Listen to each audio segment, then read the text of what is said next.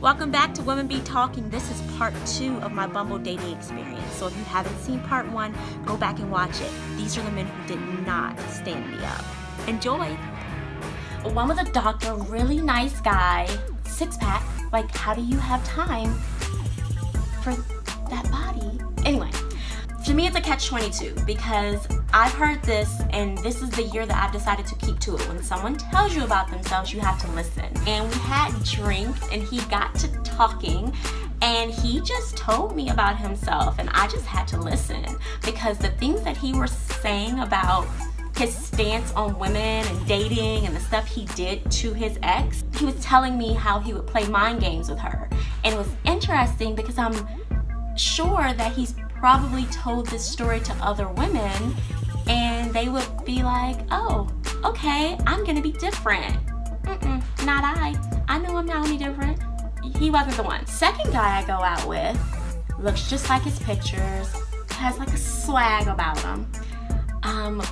We talk. It's a really great conversation.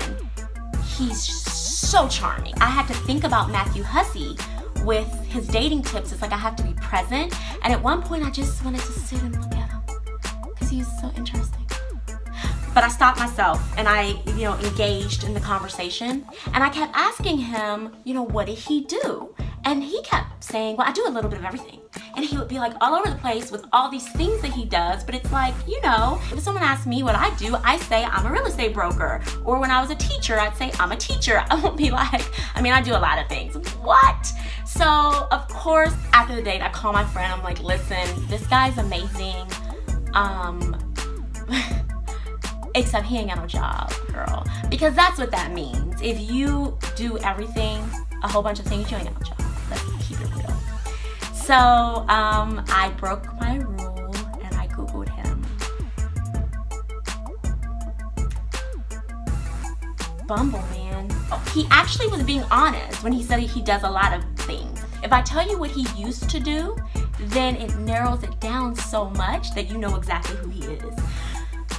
But Bumble, man.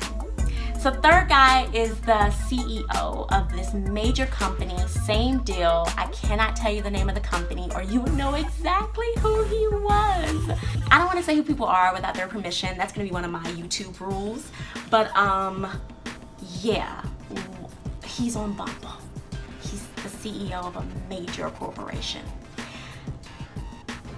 But another reason is because he is going to get a lot of tips from my Bumble date experience.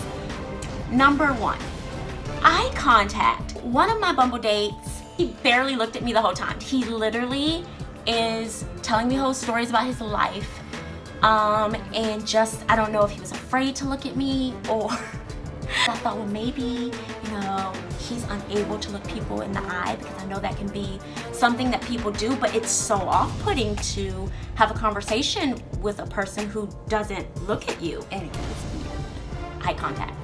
Number 2, and this one is hard for me because on one hand, I want to say, guys, if you were a dirtbag in your former dating life, you shouldn't tell your date that.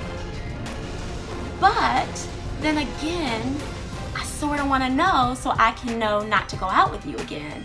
So I'm on the fence about number 2. Number 3, don't bash your ex. So one of these dates, the most fun part of the date was where he got to talking about his ex.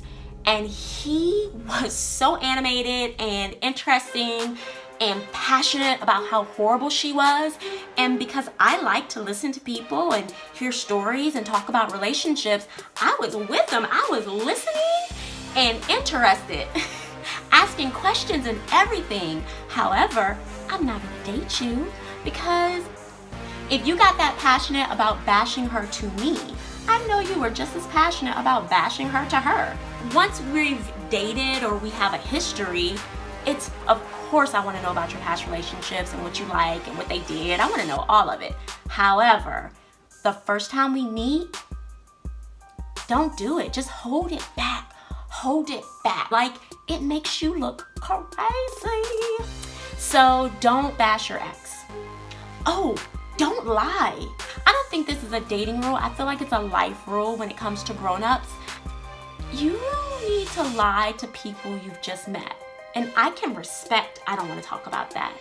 But to lie makes it weird, because it's like, if you're lying to me now when you really shouldn't care that much about me, we just met, then what happens down the road when you fall madly in love with me? Because, I mean, how could you not?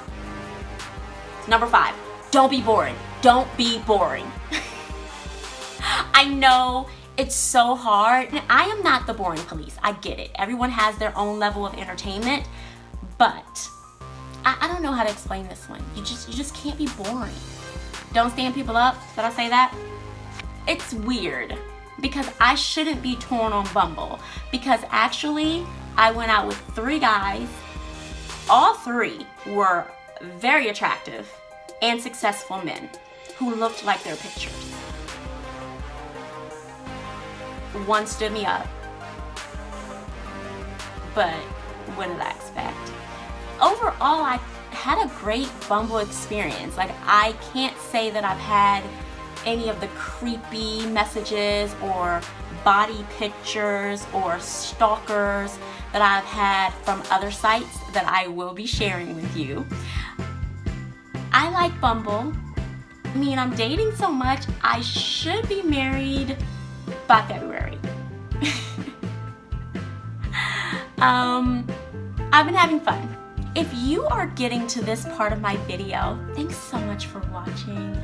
And you have not subscribed to my YouTube page, can you do that, please? Because all my friends are like, oh my God, Chrissy, I watched it. I did. I completely did. I watched it. It's just, I can't find my YouTube password. I don't know what to do. It's hard. Listen, it's 2017.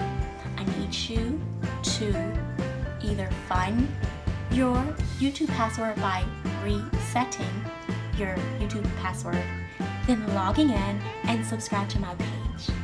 Thanks so much. Hey guys, please subscribe and like and share.